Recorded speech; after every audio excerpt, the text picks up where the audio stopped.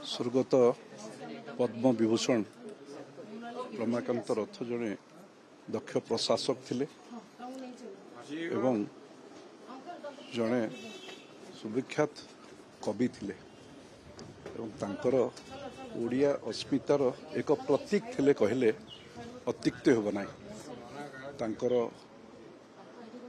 कविता संकलन गुड़िक 8टी भाषा रे अनुवादित होइछि एवं से भली जड़े सुनामधन्य ओडिया से समग्र ओडिशार 4.5 कोटी लोकंको सर्वभारतीय स्तर में ओडियांकर बौद्धिकतार एक परिचय सृष्टि करथिले।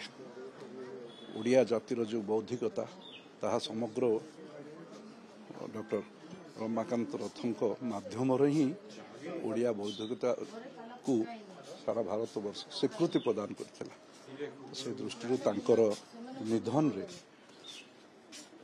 ओडिशा गोटे सुयोग्य संतान हरैला।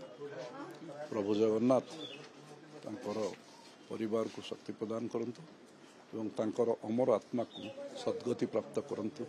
आज ये शेष दर्शन रे मोर एतिकी मात्र कहबार कथा।